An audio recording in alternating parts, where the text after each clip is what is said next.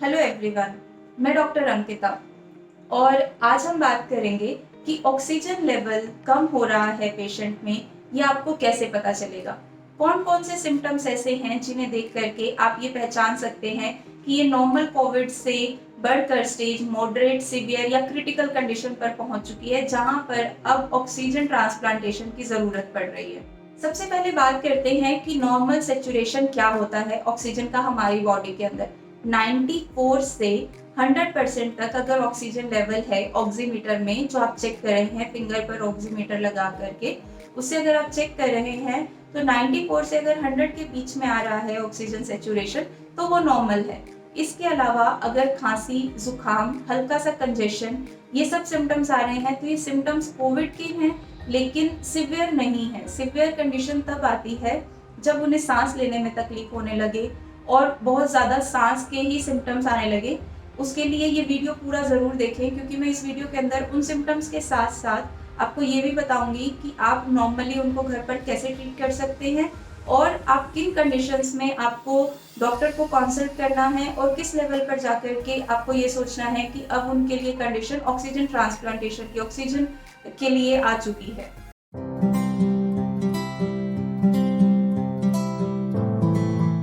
सबसे पहली चीज, अगर माइल्ड सिम्टम्स हैं कोविड के, तो आपको ऑक्सीजन लेने की कोई ज़रूरत नहीं है। अगर कोविड का कोई पेशेंट है, उनमें से 60% पेशेंट्स को ऑक्सीजन देने की ज़रूरत नहीं पड़ रही, लेकिन बाकी के 40% पेशेंट्स में ऐसे सिम्टम्स आ रहे हैं जहां पर हमें ऑक्सीजन ट्रांसफ्यूज करना पड़ रहा है। उन कंडीशन को हम बोलते हैं मॉडरेट, सीवियर या फिर क्रिटिकल कंडीशन। उसके बाद दूसरी चीज़ आती है जहां पर SpO2 यानी ऑक्सीजन सेचुरेशन हमारी बॉडी में 94% से कम हो जाता है, या फिर 24 ब्रेथ्स पर मिनट से भी ज़्यादा हमें सांस लेनी पड़ रही है। यानी हम अगर सांस ले रहे हैं 1 मिनट में 24 बार सांस लेने से ज़्यादा अगर हमारे नंबर बढ़ रहा है सांस लेने का, तो यानी कि वो कंडीशन आ चुकी है कि अब हमें ऑक्सीजन पर डिपेंडेंसी आनी पड़ेगी। तीसरी चीज़ आती है कि कोविड अगर आपको हो चुका है और आप हॉस्पिटल से डिस्चार्ज भी हो चुके हैं, लेकिन उसके बाद भी अगर निमोनिया था आपको, तो हो सकता है उन केसेस में आपको 2 से 3 हफ्ते भी ऑक्सीजन पर डिपेंडेंट रहना पड़े, क्योंकि निमोनिया के केस में लंग्स में इतना डैमेज हो चुका होता है कि आपको ऑक्सीजन की डिपेंडेंसी होती है।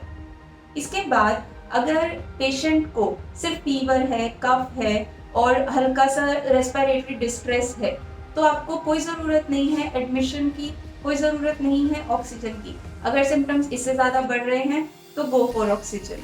90 से 92 से अगर SpO2 कम जा रहा है, उस कंडीशन को हम खतरनाक बोलते हैं, यानी सीवियर कंडीशन है। उस केस में आपको ऑक्सीजन देना बहुत ज़रूरी हो जाता है। इसके साथ साथ कुछ सिम्टम्स ऐसे हैं जो आपको उस पेशेंट में लगातार दिखेंगे जिन पेशेंट को ऑक्सीजन देने की ज़रूरत पड़ रही है। जैसे कि उनको सांस लेने में बहुत ज़्यादा तकलीफ हो रही होगी, सांस लेते वक्त ऐसा लगेगा कि बहुत मेहनत करनी पड़ रही है तब जाके उन्हें सांस आ रही है, या फिर उन्हें चेस्ट पर हमेशा हैवीनेस रहेगी, छाती पर ऐसा लगेगा कि कोई वजन रखा हुआ है, सांस लेते वक्त ऐसा फील होगा, हर वक्त सर दर्द रहेगा, लिप्स का कलर बदलकर हल्का नीला काला होने लगेगा, चेहरे का रंग बदलने लगेगा, वो भी थोड़ा सा ब्लैकिश डिस्कलरेशन पर चला जाएगा।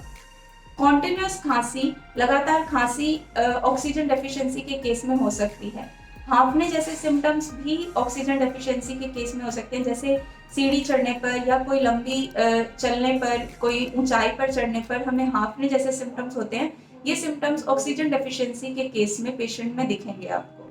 अब ये तो हो गए सिम्टम्स जो आपको पता लग गए कि पेशेंट को अब ऑक्सीजन की ज़रूरत है, लेकिन ऑक्सीजन अभी अवेलेबल नहीं है, बेड्स अवेलेबल नहीं है, वेंटिलेटर्स नहीं है। तो उस कंडीशन में आप कुछ चीज़ें ऐसी कर सकते हैं जिनसे आपको ऑक्सीजन मिलने तक आप पेशेंट को स्टेबलाइज कर सकते हैं और पेशेंट का ऑक्सीजन लेवल भी बेटर कर सकते हैं। जैसा कि मैंने पिछली वीडियो में भी बताया था, आप कौन कौन सी मेडिसिन यूज कर सकते हैं ऑक्सीजन डेफिशिएंसी के केस में, मैं थोड़ा सा ब्रीफ में आपको इस वीडियो में भी बता देती हूँ। आपको सबसे पहले यूज करना है aspidosperma Q, aspidosperma mother tincture लेकर के उसकी 20-20 बूंद हर 3 से 4 घंटे के गैप पर पेशेंट को देनी है, अगर पेशेंट का SpO2 90 से कम है।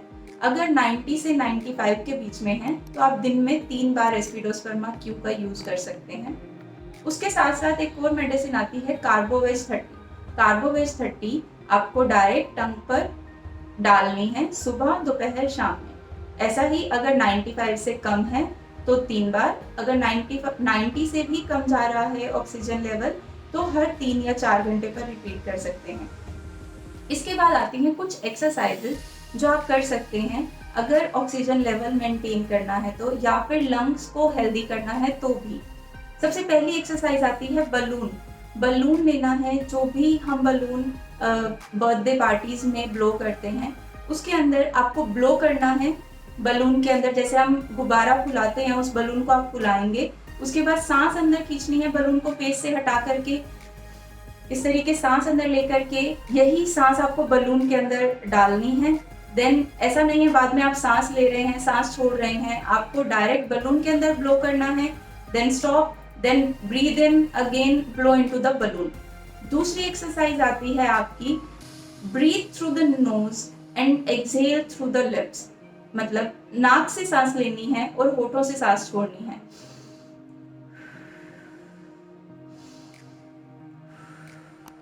इस तरीके से आपको हर घंटे में प्रैक्टिस करनी है, एटलीस्ट 10 से 12 बार आपको ये प्रोसेस रिपीट करना है।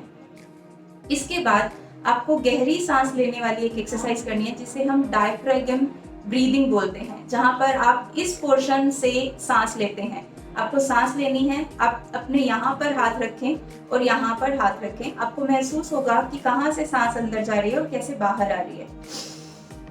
ये चीज अंदर जाएगी, आपने यहाँ से सांस लिया, then blow out through the mouth. इन मेडिसिन और इन एक्सरसाइजेस को फॉलो करके आप ऑक्सीजन लेवल को इम्प्रूव कर सकते हैं, और जब तक आपको हॉस्पिटल में बेड वगैरह अवेलेबल नहीं होते तब तक के लिए आप प्रिकॉशनरी इन सब चीज़ों को यूज करके ऑक्सीजन लेवल सही करके पेशेंट को बचा सकते हैं। Till then stay safe, stay happy.